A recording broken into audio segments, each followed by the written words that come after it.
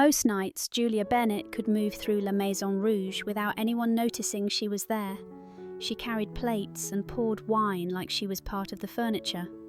Not in a way that bothered her anymore, but in the way you accept the shape of your life when you've stopped expecting it to change. La Maison Rouge wasn't just any restaurant. It was the kind of place where the cheapest bottle of wine cost more than Julia's monthly rent, where the dining room glowed with soft light from crystal chandeliers and conversations stayed low, as if loud voices might scratch the marble.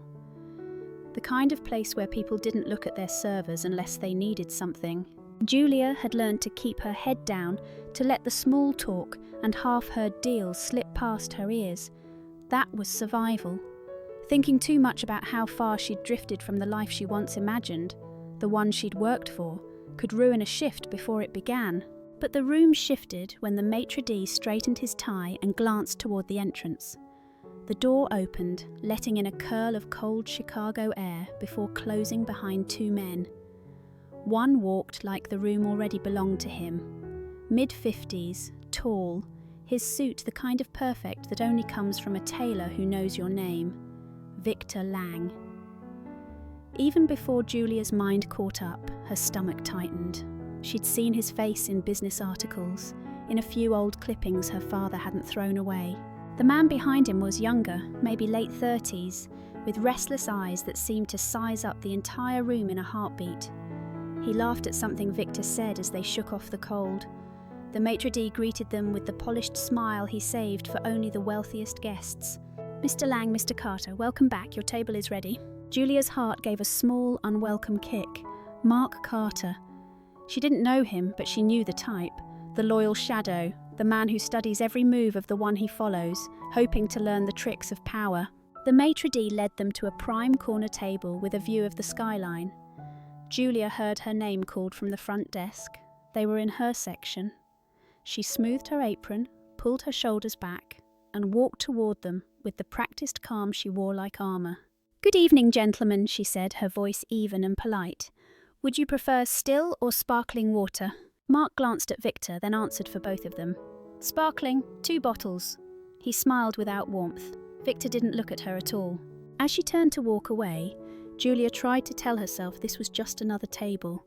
Just another pair of customers who would finish their meal, sign the check, and leave without remembering her face. She had no way of knowing that before the night was over, she would speak words that would change everything.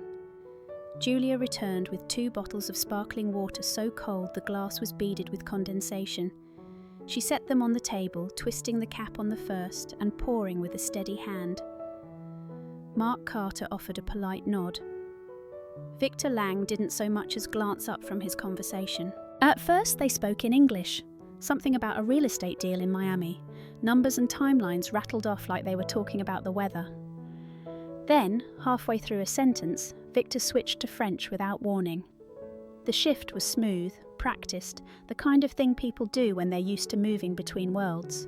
Julia didn't let it show, but she understood every word. Her mother had loved the language, filling their kitchen with it when Julia was a girl. In college, Julia had used it to read academic journals her classmates needed translated. Now, it came to her as naturally as breathing. She kept her focus on the bottle, pouring the second glass for Mark, when Victor's tone changed. His words slowed, took on a sharper edge. "She looks competent enough," he said in French, "but I'd bet her biggest worry tonight is whether she can make rent." Mark smirked, replying in the same language. "Pretty face, empty head. That's usually how it goes." Julia placed the bottle back into its stand with care, the fizz of the water soft against the white tablecloth. She'd heard worse. In this job, you learn to let comments slide right past you. But something in Victor's delivery, the casual certainty, the way he didn't even look at her, settled in her chest like a weight. She stepped back from the table, her expression untouched, and made her way toward the service station. Behind her, their voices dipped lower, but she could still catch pieces of it over the low hum of the room. It wasn't the insult about money, or even the dig at her intelligence that got under her skin. It was the way they said it like she wasn't there at all, like she was just part of the scenery. Julia had spent years learning to be invisible in rooms like this. Tonight, though, she had the uneasy feeling that her invisibility wouldn't last. Julia kept herself busy, clearing a table near the bar and stacking plates in neat, silent piles. She was halfway through wiping down the linen when a word from Victor's corner sliced right through the steady rhythm of the dining room. Lumière. Her hands froze around the cloth. She knew that name, not just as a French word for light, but as the name her father had once said with pride, the name he'd written in bold letters across the top of his design plans. Lumière had been his life's work, a clean water technology he believed could change thousands of lives. From across the room, Julia could hear Victor explaining it to Mark. "One of my cleanest wins," he said in French, like he was bragging about a hole-in-one. The founder, too trusting, too idealistic. He believed every word until it was too late. We let a few rumours slip, rattled his investors, and picked up the patents for almost nothing. Mark chuckled low. "Cold," he said. Victor's voice didn't soften. "Effective. In this business, those are the same thing." Julia stayed still, her back turned so they wouldn't see the way her shoulders had gone rigid. She remembered her father bent over his desk late at night, the kitchen table covered in sketches, the excitement in his voice when he thought the deal would go through. And then she remembered the silence that followed, the worry in his eyes, the way he'd aged years in just a few months. She had heard plenty of arrogant talk in this dining room before, but never about him, never about the thing that had gutted her family. Placing the cloth on the table, Julia straightened slowly, her face calm but her chest tight. She walked toward the kitchen, keeping her steps even. Inside, something was shifting. Not the quick burn of anger she was used to, but something colder, heavier. The kind of feeling that didn't fade. Julia stood in the narrow hallway by the service station, staring at the row of order slips pinned to the wall without really seeing them. The low clink of cutlery and the hum of quiet conversation drifted in from the dining room, but all she could hear was Victor's voice repeating that single word, Lumière, like it was just another trophy in his collection. He'd moved on to telling Mark other stories, each one about a company he had turned around. Julia knew the translation: gutted, sold off, and left hollow. Mark laughed in the right places, leaning in like a student eager to impress his teacher. Her hands rested on the counter, fingers pressing into the wood.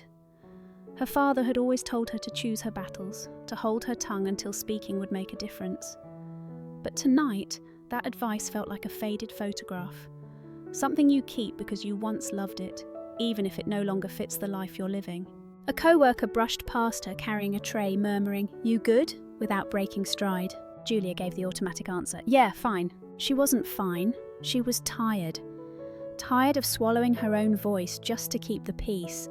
Tired of people like Victor Lang speaking as though kindness and intelligence were weaknesses. Tired of remembering her father only through the moment he lost everything. From the corner of her eye, she saw the sommelier walking toward her with a bottle of wine she knew wasn't going to any other table but theirs. A rare vintage, the kind of bottle Victor ordered without blinking. She straightened her shoulders, feeling the cold resolve settle deeper in her chest. She could serve it, smile and walk away. She'd done it 1,000 times before. But something in her knew that this time, she wouldn't. The sommelier handed Julia the bottle with a nod. She knew it instantly. A vintage so rare it could have covered 2 months of her old medical bills for her father. The glass was cool and heavy in her hands as she made her way to the corner table. Victor and Mark were still speaking in French, their heads tilted toward each other like co-conspirators. Julia set the bottle on the table, pulled the corkscrew from her apron, and began the slow, careful ritual of opening it. Victor didn't pause his conversation. "She moves like she's been trained well," he said in French, "but she's just part of the background, nothing more." Mark smirked. "Pretty to look at, sure, but she probably thinks serving wine is an accomplishment." Julia eased the cork free without a sound, her hands steady even as her jaw tightened. She poured a small measure into Victor's glass, holding it at the perfect angle. He swirled the wine, took a sip, and set the glass down without glancing at her. "Good," he said in English, then almost lazily switched back to French. "Decorations don't need to think, they just need to be in the right place." Decorations, as if she were a vase on a shelf. As if her life, her history, her mind didn't exist beyond the way she looked, standing at his table. She placed the bottle into its stand, stepped back, and met Victor's profile with a calm so controlled it almost felt cold. She could feel her heartbeat in her fingertips, but her face didn't give her away. Julia had been part of the background for a long time. Tonight, she was about to change that. The entrees were ready. Julia balanced the plates on her tray, her mind strangely calm. The decision had already been made somewhere deep inside her. No more weighing the risks, no more talking herself out of it. She approached the corner table with the same smooth, professional grace she used with every guest. First Victor's steak, then Mark's, both placed gently in front of them. But instead of stepping back, she stayed right where she was. Victor finally looked up, his eyes narrowing just slightly. "Is there a problem?" he asked in English, the words edged with impatience. Julia met his gaze. When she spoke, her voice was even and polite. But the language was flawless, formal French. "Monsieur Lang, if you plan to insult someone in a language you think they can't understand, you might want to be sure you're speaking it correctly." Mark's fork hovered in mid-air. Victor's glass stopped just short of his lips. The nearby tables seemed to still, the air itself holding its breath. Julia kept her tone steady. "You don't phrase it that way. But then again, careful phrasing doesn't seem to be your priority." Her words were measured, not sharp enough to be a public outburst, but pointed enough that Victor understood the cut was intentional. His expression shifted, surprise flickering before giving way to recognition. "You don't remember me," she continued in French, "but I remember you. I remember the night my father came home after your company stripped his work and left him with nothing. I remember the word lumière." Victor's grip on his fork tightened. "My name is Julia Bennett," she said, her voice still calm but carrying a weight that reached past the table. "And David Bennett was my father." Mark's face drained of colour. Victor leaned back, as if distance could soften what had just landed in front of him. For the first time that night, the balance in the room shifted, and it wasn't in his favour. Victor's fork clinked against his plate as he set it down, the movement deliberate, controlled. "You have no idea what you're talking about," he said in English, his voice low but hard. But Julia didn't give him the comfort of switching back. She stayed in French, holding his gaze. "I know exactly what I'm talking about. I know how you spread lies to make my father's investors doubt him. I know you leaked fake reports claiming his technology was unstable. And I know you convinced someone he trusted to help you bury it." Mark shifted in his seat. "Julia," he began, but she cut him off with a glance sharp enough to stop him cold. "Don't pretend you weren't part of it," she said, still in French. "You laughed at his pain. You treated his life's work like a joke over dinner." Victor's jaw tightened. "Are you finished?" Julia straightened her posture, her voice dropping just enough to make the moment feel heavier. "Not until you hear this. My father's name was David Bennett. He built something that could have helped thousands of people. You didn't just steal it, you broke the man who made it. And tonight, in front of everyone here, you're going to remember his name." The room had gone noticeably quieter. No one was leaning in, obviously, but eyes were glancing over menus they weren't reading, and forks rested untouched on plates. Victor didn't answer. He just stared at her, his expression locked between defiance and the realization that the conversation was no longer private. Julia stepped back slowly, letting the weight of her words settle over the table like a final course neither of them had asked for. At first, it was just a subtle shift. A couple at the next table leaning back, pretending to study their menus while listening. A man at the bar slowed the swirl of his drink, his eyes flicking toward the corner. Even the servers, trained to glide through the dining room without pause, began stealing quick glances in Julia's direction. She hadn't raised her voice. She didn't need to. The calm in her tone carried farther than anger ever could. "Do you know what stayed with me the most?" she said in French, her eyes fixed on Victor. "It wasn't the money. It wasn't even the loss of the company. It was watching my father, a man who believed the truth mattered, realise that to some people lies are just another tool." Mark shifted again, his discomfort obvious now. "Maybe we should..." Victor silenced him with a look, but Julia kept going. "I've spent years carrying plates for strangers just to keep my life from falling apart. I kept my head down because I had to. But tonight, I don't have to. Tonight, I'm telling you, and everyone listening that I heard every word you said, and they've heard enough to understand the rest." She didn't point toward the other tables, but she didn't have to. The quiet awareness in the room spoke for itself. Victor's hand tightened around the stem of his wineglass. "You've had your moment," he muttered in English. "Go get your manager before you embarrass yourself further." Julia's lips curved into the faintest smile. "This isn't embarrassment, Mr. Lang. This is clarity. You've been telling your story for years. I'm just making sure it's finally told in full." A low murmur moved through the room, quiet but undeniable. For the first time all night, Victor looked unsettled, as though he'd just realised the walls he thought protected him were made of glass. Victor didn't say another word. He gave a quick wave for the check, his expression tight, his jaw set. Julia brought the leather folder without ceremony, placing it gently on the table before walking away. He pulled a wad of cash from his wallet, tossed it down, and left without looking back. Mark trailed behind him, keeping his eyes fixed on the floor. The door closed, and the dining room exhaled in a way that was almost audible. Julia went back to her work as if nothing had happened, refilling a water glass here, clearing a plate there. But she could feel it. The energy in the room had changed. People were watching her differently now, not as the woman in the black apron who blended into the walls, but as someone who had stood her ground. An older couple stopped her near the bar. The woman touched Julia's arm lightly. "That was something," she said softly. "Good for you." Julia gave a small, grateful smile. At a table near the window, a man in a navy blazer, someone she hadn't even noticed during the exchange, discreetly angled his phone to check the short video he'd been recording. It wasn't the whole conversation, but it was enough to show Victor Lang being confronted and left speechless.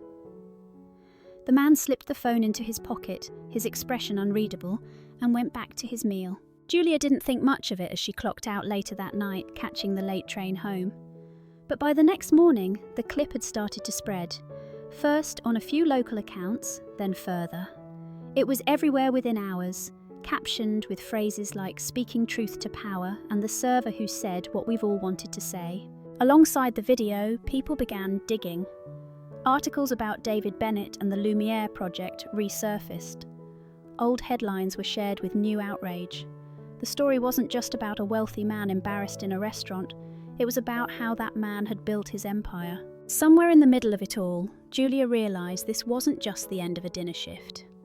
It was the start of something she hadn't felt in years, the chance for her father's name, and her own, to be heard again. The days that followed felt like they belonged to someone else's life. Julia's phone buzzed non-stop with messages from old classmates, former co-workers, and strangers from every corner of the country. Some just wanted to say they admired her courage. Others wanted to tell her about their own fathers, their own fights with people like Victor Lang. In the middle of it all was one email that stopped her cold. It came from a non-profit startup working on clean water technology. The founder wrote that he had followed David Bennett's work years ago and had been devastated when the Lumiere project vanished. He'd seen the video, read the coverage, and wanted to meet, not for a publicity stunt, but to talk about how she might help lead a new initiative in her father's honour. It wasn't an offer she could answer right away. She read it 3 times, then sat at her kitchen table with a cup of coffee going cold, feeling the weight of what it meant. For years, her father's name had been spoken only in past tense, as part of a loss. Now it was being said with hope. 2 weeks later, Julia walked into the modest downtown office of the organisation, wearing a simple navy dress and carrying a folder of her own notes. She listened as they described their projects, communities in need, and the designs they were trying to get off the ground. And as she spoke back, offering ideas, she felt her mind clicking into gear in a way it hadn't in years. It was hard work, the hours were long, but every time she caught her reflection in the office window, she didn't see the quiet shadow gliding through La Maison Rouge. She saw a woman standing in her own light. One Friday evening, after a week of meetings that left her exhausted in the best possible way, Julia booked a reservation at the restaurant. When she arrived, the maitre d' greeted her by name. The manager himself walked her to a corner table, not the one Victor had claimed, but one with a view she liked better. The dining room looked exactly the same, but it didn't feel like the same place anymore. Her server was a young woman with bright eyes and a nervous smile. Julia left her a generous tip, and before leaving, leaned in to say quietly, "Don't ever let anyone decide what you're worth." Stepping outside into the cool night air, Julia looked up at the Chicago skyline. There was no grand victory parade, no neat ending tied with a bow, but there was forward motion, and for the first time in years, that was enough. Her father's name was no longer a footnote in someone else's story, and hers was just beginning. Lesson: true dignity comes from knowing your worth and speaking the truth, even when it's uncomfortable. One voice, used with courage, can reclaim a legacy and inspire change far beyond the moment. Thank you for watching this story all the way to the end. I'm truly grateful for your time. If you enjoyed it, please give it a like and subscribe to Rain Inside so you won't miss our next story. I look forward to seeing you again on the channel.